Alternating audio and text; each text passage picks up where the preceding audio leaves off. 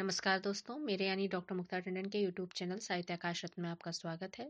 इस चैनल पर आपको हिंदी साहित्य से जुड़ी हुई लगभग तमाम जानकारियां देने का मेरा प्रयास रहेगा। चैनल को सब्सक्राइब करें, बेल आइकन पर क्लिक करें और समय समय पर अपलोडेड वीडियो की जानकारी पाते रहें। आज हम बात करेंगे हिंदी साहित्य इतिहास लेखन की समस्याओं के बारे में। जब हम किसी भी साहित्य का इतिहास लिखते हैं तो उसमें कुछ समस्याओं का खड़ा होना बहुत आवश्यक होता है, क्योंकि इतिहास लेखन अपने आप में एक श्रमसाध्य कार्य है।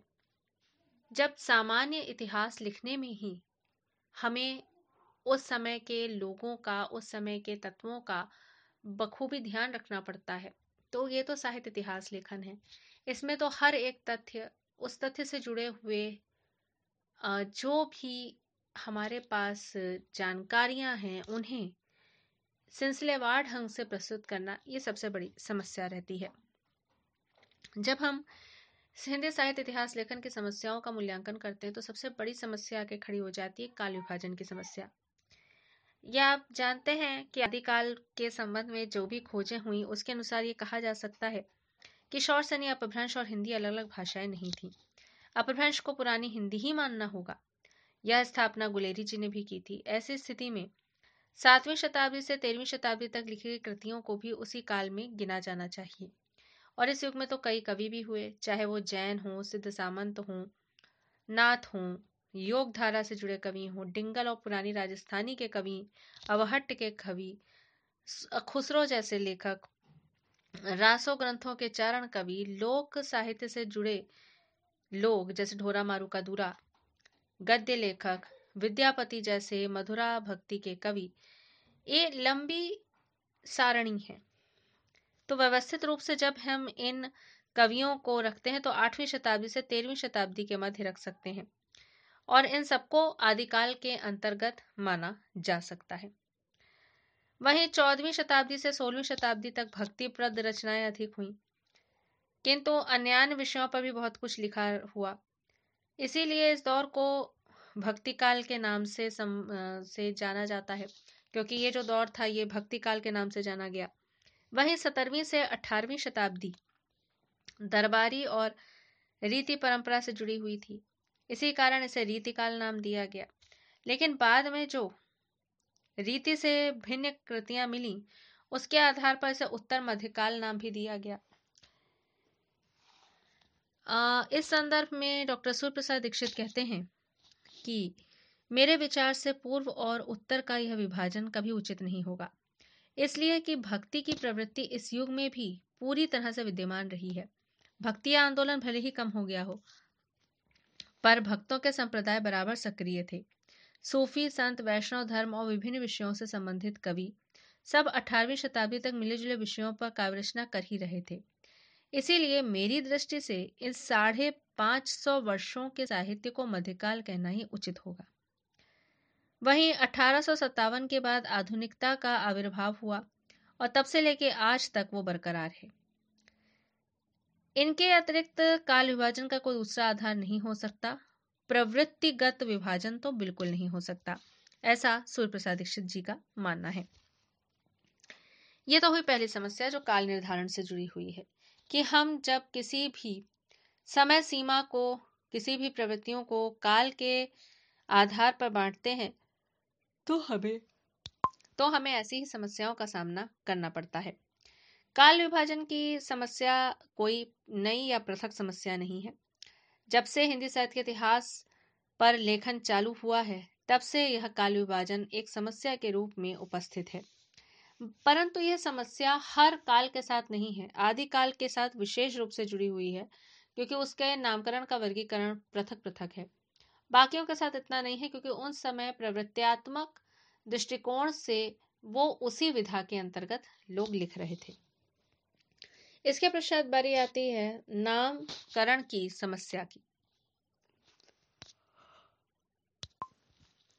हिंदी साहित्य के इतिहास में कुछ नाम प्रवृत्तियों के आधार पर रखे गए हैं, जैसे वीरगाथा, भक्ति, रीतिकाल।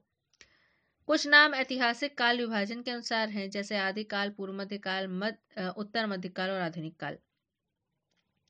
कई इतिहासकारों ने प्रवृत्तियों के आधार पर समानांतर पर्यायवाची शब्दों का भी प्रयोग किया है, जैसे आदि काल के स्थान पर सिद्ध सामंत काल, चारण काल आदि, रीति काल के आधार पर श्रृंगार काल, अलंकृत काल, कला काल आदि। कुछ नामकरण राजत्व काल के अनुसार हुए, जैसे अंग्रेजी साहित्य का एलिजाबेथन युग। दो चरणों के उस युग के दो विशेष साहित्यकारों के नामों से उस युग को जोड़ दिया गया, एक दूसरा द्विवेदी युग।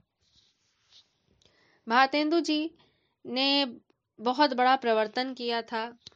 1850 से 1900 तक का पूरा दौर उसी में समा गया। ऐसा नहीं था कि सिर्फ भारतेंदु ही रचनाएं लिखते थे। उस दौर में और भी अन्य लेखक थे। हिंदी में जासूसी उपन्यास भी लिखे गए, जिसके प्रतिनिधि देवकीनंदन खत्री रहे और गोपाल राम गहमरी रहे। रीति परंपरा से जुड़े हुए लक्षणकार भी हैं, लक्षण ग्रंथकार जैसे द्विजदेव, लच्छीराम सेवक आदि। यह युग दो कालों का संधि काल था। एक युग जा रहा था और एक युग अपनी जगह बना रहा था।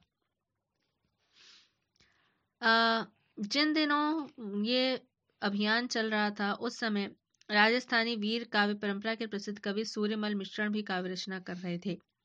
अनेक सूफी संत, रामकृष्ण परंपरा के भक्त कवि, लोक कवि भी इस समय सक्रिय थे।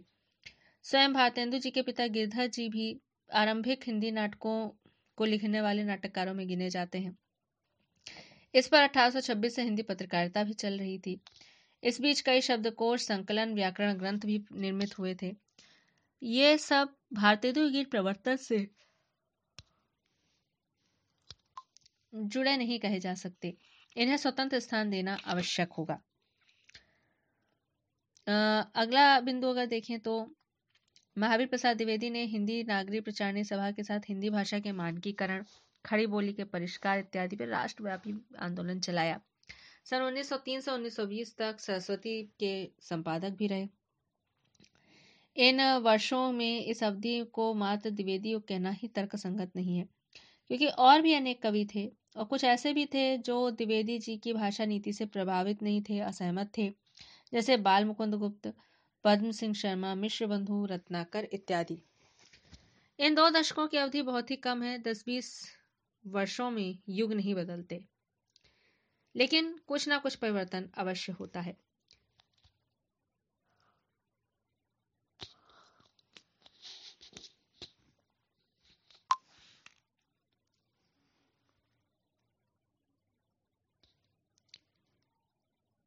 बेहतर यही है, ऐसा सूर्यप्रसाद दीक्षित मानते हैं, कि भारतेंदु युग से लेकर 1920 तक के युग को नवजागरण काल नाम देना चाहिए। 1920 से 1947 तक लिखे गए साहित्य का मूल स्वर राष्ट्रीय सांस्कृतिक चेतना और स्वतंत्र आंदोलन था। छायावादी, प्रगतिवादी रचनाएं इन्हीं विचारधाराओं से जुड़ी थी, सिर्फ प्रणाली लिखने की अलग थी। यहाँ पे बातें सपाट बयानी और साफ गोई में कही जाती थीं। वहीं छायावाद में लक्षणा व्यंजना के माध्यम से कलात्मक रूप में ये समस्त कवि देश के गौरव, मानवतावाद, मुक्ति, विश्वबोध इत्यादि भावों से जुड़े हुए दिखाई देते हैं। यानी ये जो विषय वस्तु थी, इसमें कोई खास अंतर देशकाल के आधार पर नहीं पड़ता है, बस जो है शिल्प का अंतर है जो दृष्टिगोचर होता है। अगला बिंदु है इतिहास का सर्वेक्षण, अन्वेषण और आलोचना का अंतः संबंध। तो जब हम इसमें कई बिंदु देखते हैं, पहला तो बिंदु हो जाएगा कि इतिहास का संबंध संपूर्ण साहित्य से है, उसके सर्वांगीण विकास से जुड़ा हुआ है।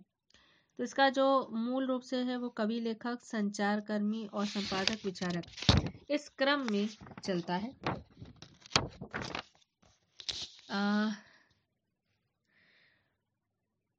युग प्रवृत्तियों का परिचय देना होता है, जैसे छायावाद, प्रगतिवाद आदि। जिन विचारधाराओं का परिचय दे रहा है वे मार्क्सवाद और गांधीवाद से जुड़ी हैं। आलोचना विधा महत्वपूर्ण विधा साबित होती है और मिश्र बंधु और के पास आलोचना या विश्लेषण की क्षमता नहीं थी जितनी शुक्ल जी के पास है। ऐतिहासिक विवरणों पर अधिक और मूल्यांकन पर कम ध्यान दिया है। शुक्ल जी ने इसके विपरीत लिखा। इसलिए कहीं कहीं तो ऐसा लगता है कि वे इतिहास न लिखकर कुछ विशेष रचनाकारों की प्रवृत्तियों पर समीक्षा दे रहे हैं। वर्तमान समीक्षकों ने जो इतिहास ग्रंथ लिखे हैं उसमें आलोचना क्षमता तो है, लेकिन इतिहास की दृष्टि से कमी दिखाई देती है। जब हम नगेंद्र जी के इतिहास को देखते हैं तो उसमें रीति काव्य, आधुनिक काव्य प्रवृत्तियों का इतिहास ग्रंथ लिखा है, लेकिन आदिकाल को लेकर के समकालीन साहित्य विकास पर कोई छाप देखने को नहीं मिलती। रीति काव्य से उनका कोई भावात्मक लगाव नहीं था, नई कविता के प्रति कुछ दुराग्रह पाले हुए थे।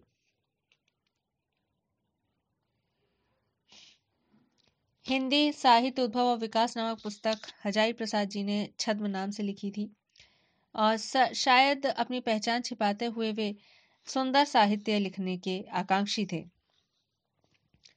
तो सारे के सारे जो इस दौर के लेखक रहे हैं वो सब शोधात्मक दृष्टिकोण से महत्वपूर्ण है, क्योंकि इनके माध्यम से हमें नई नई खोजें, नई नई जानकारियां मिल सकती हैं। अगले वीडियो तक नमस्कार। कैसा लगा आपको मेरा वीडियो? अवश्य कमेंट बॉक्स में जाकर के कमेंट करिएगा। तब तक के लिए नमस्कार।